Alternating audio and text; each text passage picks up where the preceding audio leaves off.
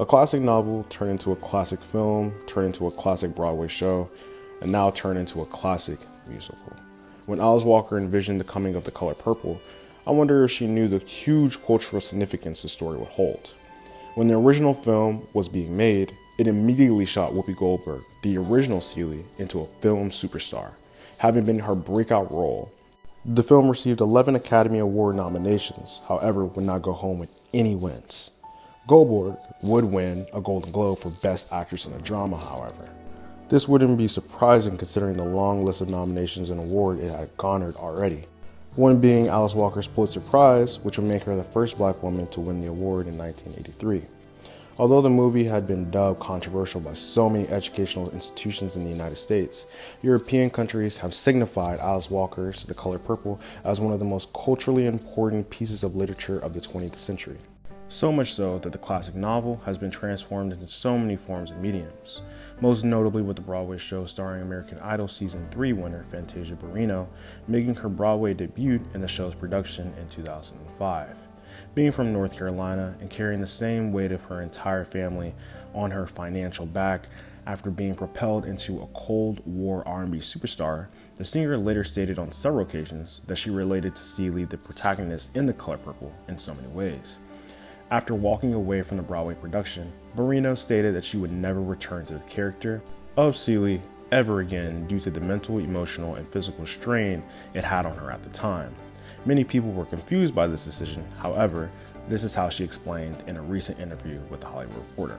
Fortunate enough, Barrino would accept the role of Celie in the musical film adaptation, and she would be supported by legendary actress Taraji P. Henson, a graduate of Howard University, and Danielle Brooks, a young starlet whose most famous role was on Orange is the New Black as Tasty.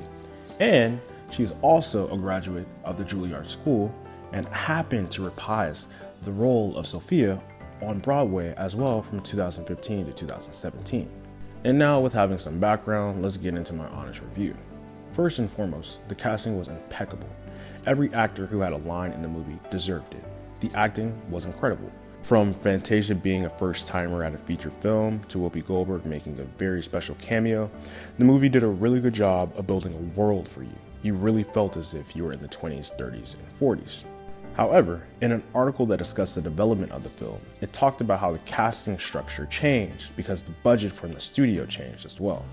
In an article from Entertainment Weekly, Jessica Wang details that after the budget was changed from 30 to 40 million to 90 to 100 million, film execs began pressuring and asking if it was possible to get Beyonce or Rihanna in the film.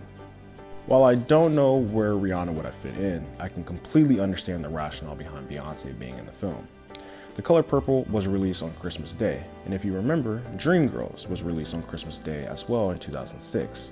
At the time, the movie premiered to a surprising box office performance, despite not being in as many theaters as other movies, and still had the third highest Christmas Day box office showing ever. Also, Shook Avery screams Beyonce. Her arrival scene looked like a Mardi Gras parade, and who better to lead a Mardi Gras parade than Beyonce? However, Taraji was incredible and had some of the best vocal performances in the entire movie.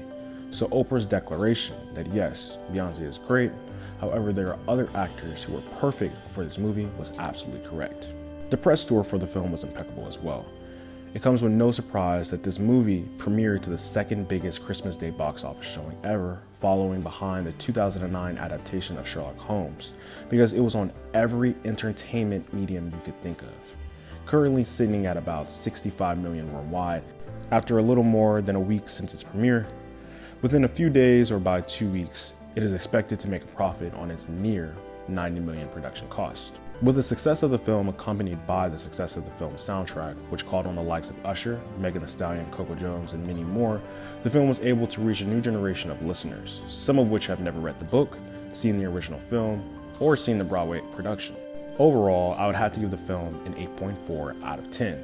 There are some elements I would have loved to see more of, like for instance, I would have loved to see more of Sierra in the production and get more vocal moments from her because the end of The Color Purple is perfection because of the little run she does after Fantasia, which is pretty on par considering Rotten Tomatoes gave the film an 87 out of 100% tomato score and a 95% audience score. But how do you guys feel about the movie?